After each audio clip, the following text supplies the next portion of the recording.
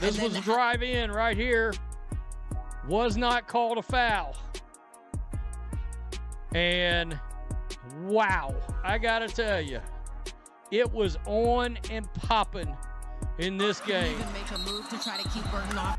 Caitlin crashed out on the refs. Right here. Right here. She lost it. And you could tell at one point in the game, later after this, she got pulled out of the game, and I think she slammed the table on the way out of the game. But this is another look at this. Real close. I've got to be honest, the officials... The basketball world is unfolding with shocking revelations. A respected sports writer has uncovered what appears to be a coordinated effort by the Indiana Fever to undermine Caitlin Clark. Internal correspondence reportedly reveals deliberate attempts to damage the sophomore superstar's reputation, leaving top league executives in a state of panic. Get ready for the truth. Has the Indiana Fever's obsession with controlling Caitlin Clark's narrative become their biggest mistake yet? If you enjoy this content, please consider giving this video a like and subscribing to the channel. Believe it or not, more than 83% of viewers still haven't subscribed. It's completely free and only takes a second, but it means everything to us. So, have you subscribed yet? Great! Thank you so much for your support. Now, let's get back to the video. Like, my only logic is that they are hoping that something bad happens during this game tonight, so that they can say, well, look, this has happened. This is when we were reporting this whole fan base and something happened tonight. So, the Indiana Fever are now facing a complete meltdown. Honestly, they have no one to blame but themselves. A legitimate credentialed reporter with sources inside the league office is revealing what appears to be a coordinated effort to minimize Caitlin Clark's impact on women's basketball. This isn't some random Twitter account with 3 followers and a basketball emoji in its handle. For some credit here. Referee didn't even give her a technical. In this moment, this was the first time I've ever seen that the referee actually treated her like her name was... Let's call it exactly what it is, one of the most embarrassing acts of self-sabotage ever committed by a professional sports league. The Indiana Fever have finally gained the widespread recognition they have chased for years. Yet, their response appears to be discrediting Caitlin Clark, the player who has brought millions of new fans to the sport. The now well-known investigation into alleged racial remarks during the Indiana Fever versus Golden State Valkyries game became the spark that ignited the entire controversy. Remember that game when Clark recorded an incredible triple-double? On top of that, the Fever crushed the Golden State Valkyries by 35 points, breaking 11 records. Instead of celebrating that remarkable achievement, the WNBA launched an investigation based, believe it or not, on Twitter posts rather than evidence, video, or audio recordings. Respected USA Today journalist Christine Brennan has now revealed something even more disturbing. According to her sources, the investigation was never intended to protect players from racial abuse. Its purpose was to find something, anything, that could shift attention away from Clark's dominant performance. Brennan reports that a senior WNBA official allegedly wrote an leaked internal league message. Need to find balance and coverage. CC momentum becoming troublesome for lead narrative. Yes, you read that correctly. A league executive allegedly viewed a player's popularity as a problem. Imagine the NBA claiming that LeBron James's popularity was harmful to the league's narrative. It sounds unbelievable, yet the story only becomes more shocking. Brennan's report describes a messaging strategy that was reportedly created weeks before the Fever Golden State Valkyries matchup. On the surface, the strategy promoted balanced coverage for every player. However, it also reportedly detailed ways to reduce Clark-centered stories and redirect media attention regardless of what happened on the court. That explains a great deal about the way Clark has been covered since entering the WNBA. The repeated criticism of her defense, the minimizing of her historic accomplishments, and the unusual focus on her body language and facial expressions all seem to fit the pattern. According to the report, this was not simply the work of random journalists with personal agendas. It appears the league itself may have followed a coordinated strategy. Since this investigation perfectly illustrates that approach, it deserves a closer look. 3 days after announcing the investigation, the WNBA admitted there was no timeline for its completion. Why? Because there was reportedly nothing to find. They were unable to uncover any evidence. Former Indiana Fever assistant Natalie Nakasi, now coaching the Golden State Valkyries, stated that she heard nothing inappropriate during the game. Many spectators also said there was nothing beyond normal basketball heckling. The sound some people attempted to portray as racist chanting was reportedly a familiar flight response sound effect commonly played in NBA arenas, including Pacers games. It sounded like a meme, nothing more. Yet, that became the foundation of the entire controversy. So why does the investigation continue? Brennan's sources claim the league is waiting for another major story before admitting there's no evidence. In other words, They are allegedly waiting for another controversy to replace this one. That is not journalism, and it does not protect players. It is simply damage control after a self-inflicted mistake. Unfortunately, the damage has already been done. As one WNBA source reportedly told Brennan, they're trying to figure out how, in a world where almost everything is recorded, there is no audio or video of these alleged remarks because nothing actually happened. The Indiana Fever fan base has already been affected simply because the investigation exists, creating a narrative that lives on social media rather than in reality. As the saying goes, the accusation carries more weight than the evidence.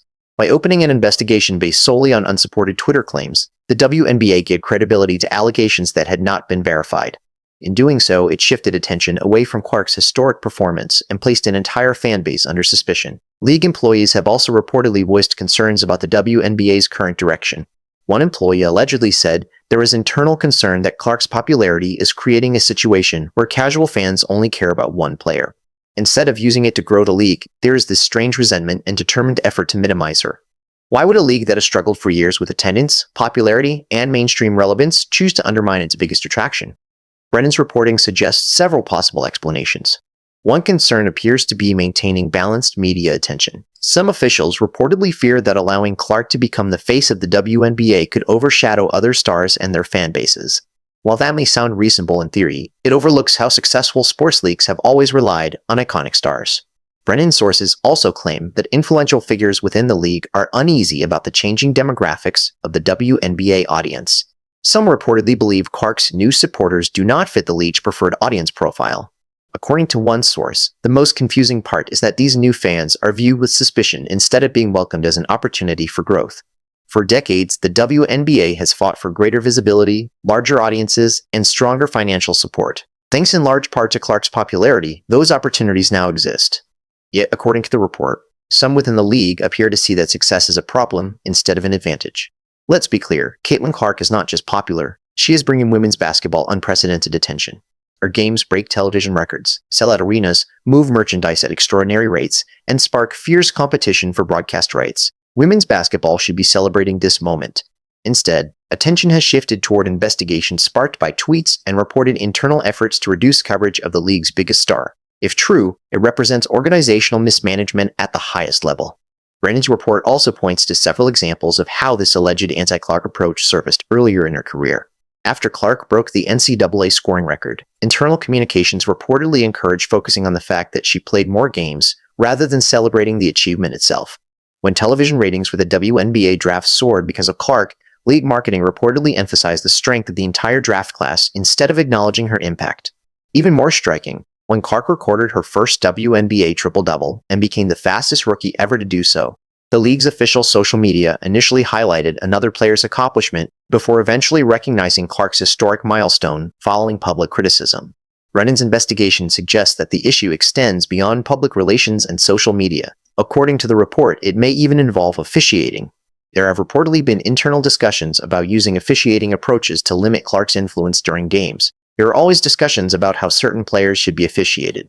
Star players usually receive particular calls, while rookies often have to earn that respect, a former referee told Brennan.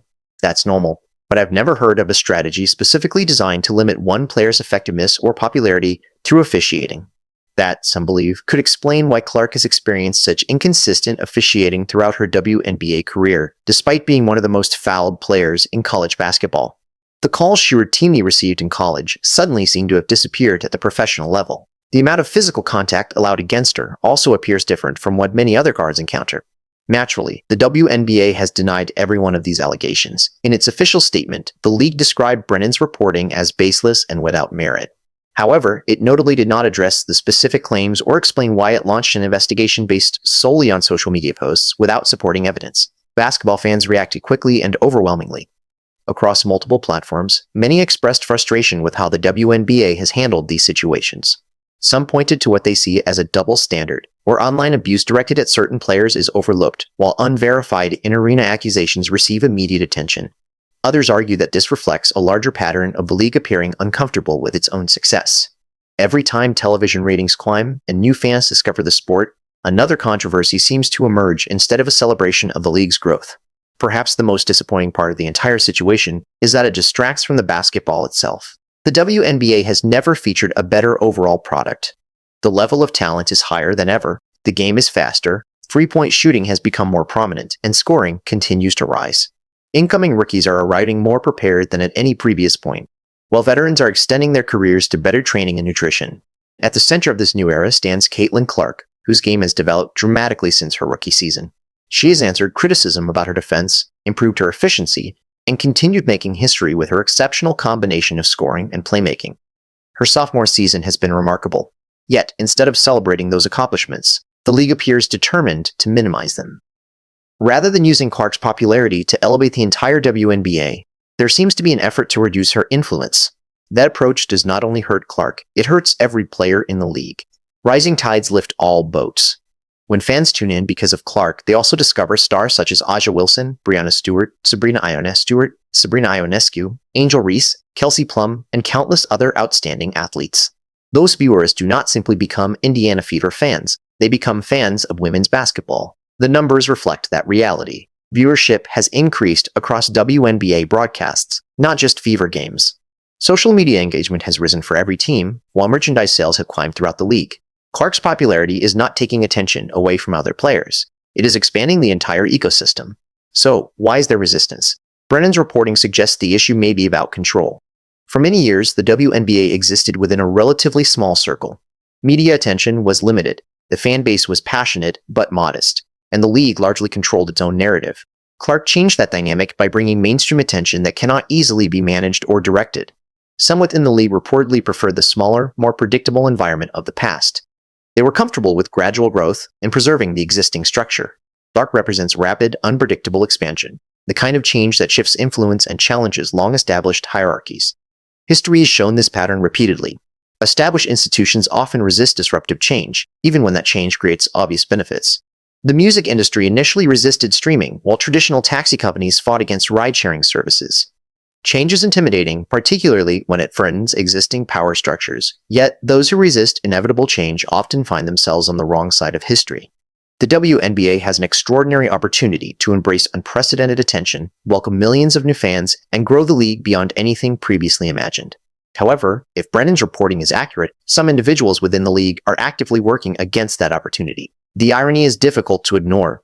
After spending years fighting for greater media coverage, larger audiences, and stronger financial support, some appear willing to undermine their own success simply because it arrived differently than they expected.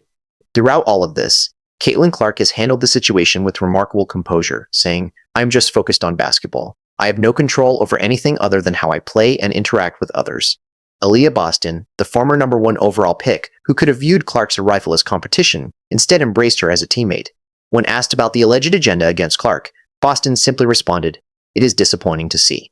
That level of maturity and professionalism is impressive for any athlete, especially a 23-year-old in only her second professional season. Her teammates have also continued to support her, expressing appreciation for Clark's dedication and the value she brings to both the team and the league. Golden State Valkyries coach Natalie Nikasi also deserves recognition. He stated that anyone who truly loves women's basketball should appreciate what Caitlin Clark has brought to the sport. Despite coaching the team that suffered a 35-point defeat, he spoke honestly about what happened that night. His comments stood in sharp contrast to the anonymous social media claims that fueled the controversy. "I heard nothing inappropriate from the crowd, nothing racial, nothing crossing any line. It was a classic basketball atmosphere, loud, energetic, but respectful. It would have been easy for him to stay silent or support accusations directed at a rival team.